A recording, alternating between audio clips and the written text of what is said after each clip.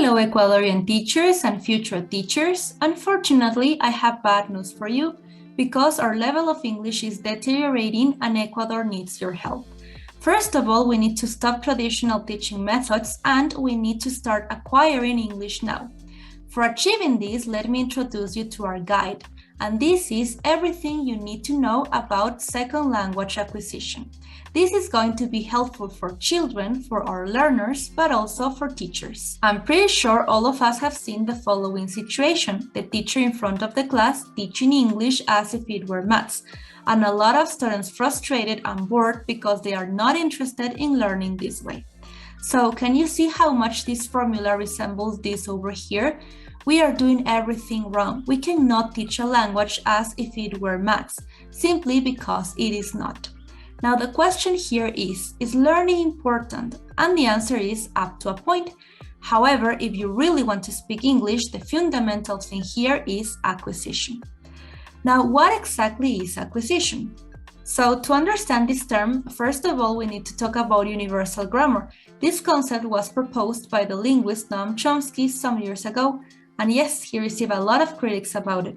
However, universal grammar is very important because it says that in our brains we have a mental grammar that helps us to acquire any language that we want. Let me emphasize this. We have an innate mental grammar in our brains. And here we have acquisition. This is exactly what you did with Spanish. I am pretty sure that you do not know all of the rules of your mother tongue, however you speak it. So we can say that when we were children, we achieved Spanish acquisition. However, here in Ecuador, we haven't achieved English acquisition yet. And why is this? It is because it is not that easy. How do you acquire a second language? To answer this question, we have to see the work of Stephen Krashen. He was the one who proposed the theory of second language acquisition.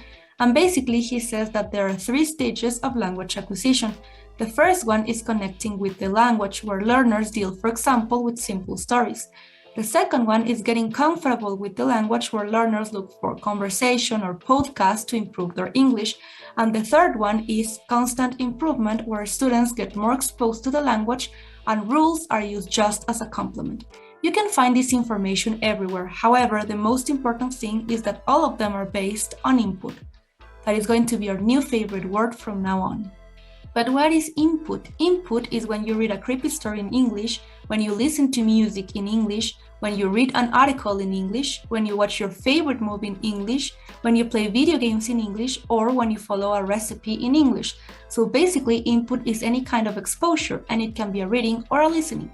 What I'm trying to say is that we acquired a second language through exposure and not through grammatical rules. We should not teach grammatical rules to our students. And the good thing about input is that it is not only for learners. You as teachers can also get input to improve your level of English. Just remember, it has to be real, compelling, and most importantly, understandable. Interaction is another important part of language acquisition. Interaction refers to when a learner communicates with another speaker. And negotiation of meaning is a very important concept in interaction. Let's imagine the following situation. In the class, a student doesn't entirely understand what the teacher is explaining, so he asks the question, "Could you spell that word?" And the teacher, of course, spells it. This is an example of interaction. The student communicates with the teacher in order to understand something. Another situation may be when a student is talking with another student. So student number 2 is telling him about his vacations in Africa, where he saw a zebra. Student number 1 doesn't know this word. He has never heard it. So he asks the question, "What is a zebra?" And student number 2 explains it. It is like a horse with stripes. So this is exactly what negotiation of meaning is.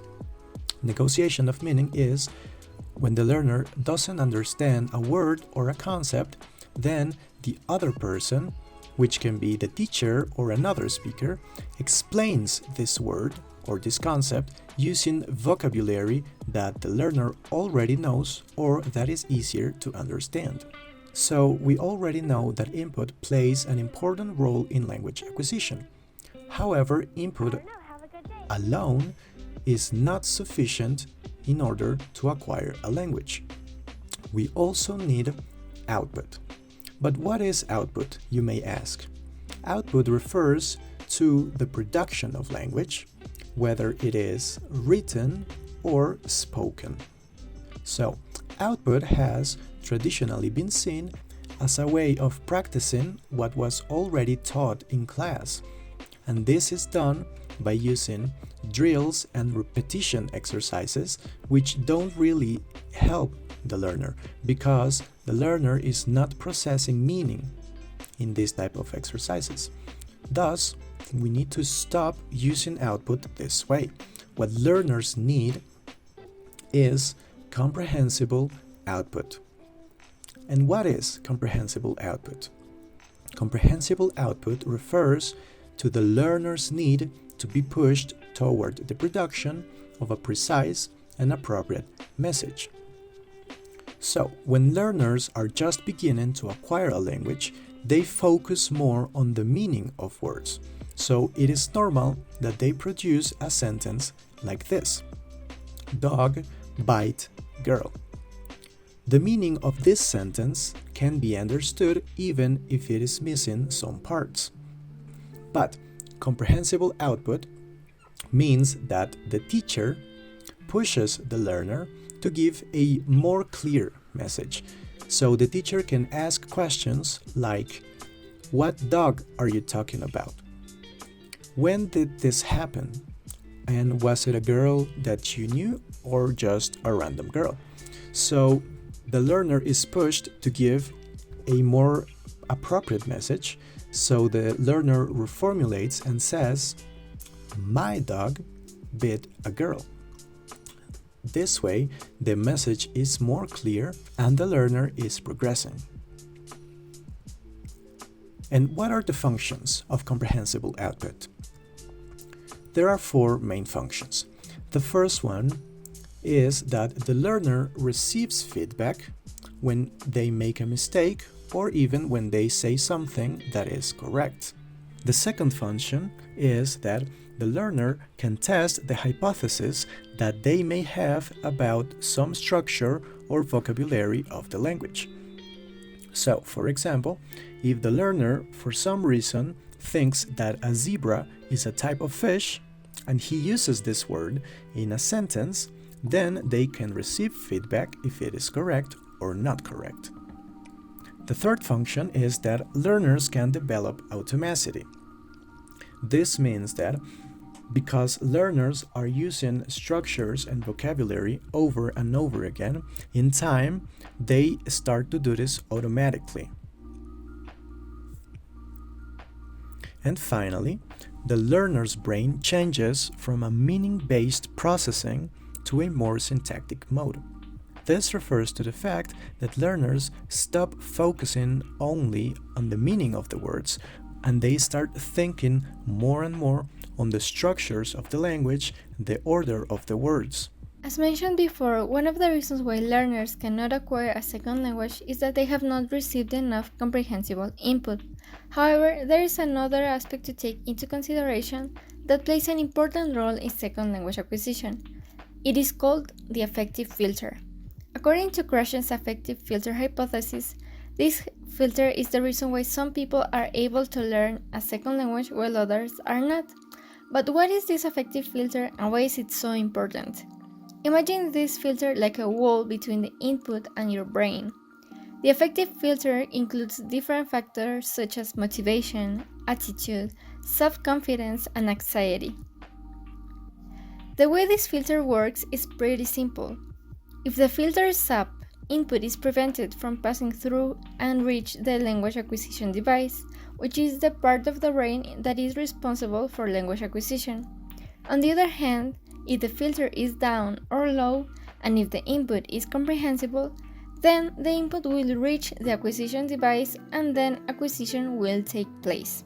According to Krashen, the affective filter is the factor that makes a difference between child language acquisition and second language acquisition, especially for adults, because children do not have an affective filter. It is important to mention that it is commonly thought that children are also better at second language acquisition than adults because young children can achieve native likeness of a language while adults cannot. To explain these differences any further, we have to talk about the critical period hypothesis. This hypothesis states that there is a limited period that generally ends in puberty in which it is possible to fully acquire a language. After this period, we start to lose the ability to learn a language to the same degree as a native speaker.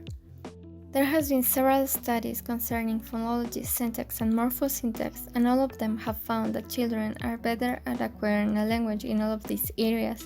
Even though adults seem to learn syntax and morphosyntax faster, children seem to acquire them to a native-like level. The studies that support the critical period hypothesis state that first, there is a property of language related to universal grammar that severely declines after puberty. Second, there is a loss of flexibility in the brain. And third, there is a change of processing and memory capacity. There is a consensus that people who have passed puberty can no longer hope to achieve a native accent, but there is no consensus in any other area.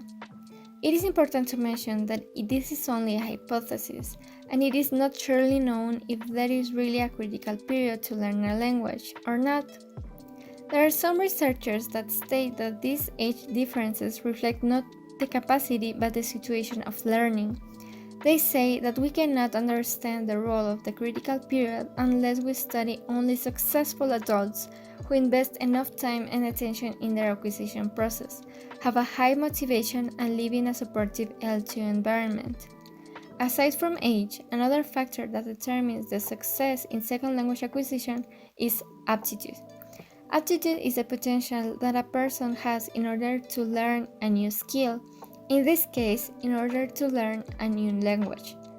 There is a set of 4 abilities that determine the language aptitude. First, we have the phonemic coding ability. It refers to the ability to recognize sounds and recall them later. Second, we have the grammatical sensibility, which is the ability to recognize the function of a word in a sentence. Third, we have the inductive language learning ability. This is the ability to infer rules from samples of the language. And fourth, we have the memory and learning, which is the ability to make associations between words and phrases in L1 and L2. A person who is good at one or more of these abilities may have an advantage in learning a second language. However, there isn't a flawless way to measure these abilities and therefore aptitude. We might think that aptitude comes with intelligence and IQ, but this is not the case. First of all, there are different types of intelligence, and second, there is no correspondence between IQ and aptitude while testing. But where does aptitude come from? Is it innate or does it develop through time? Well, there is not a consensus about this topic, and there are some discrepancies between authors. Some say that it can develop through prior language learning experiences, and others say that this is not the case. Either way, we cannot deny the importance of this factor in the acquisition process. We have reached the end of the video. Thank you so much for watching until the end. We hope that this information was useful to you and you consider to take what you learned here and apply it into your classes. Bye!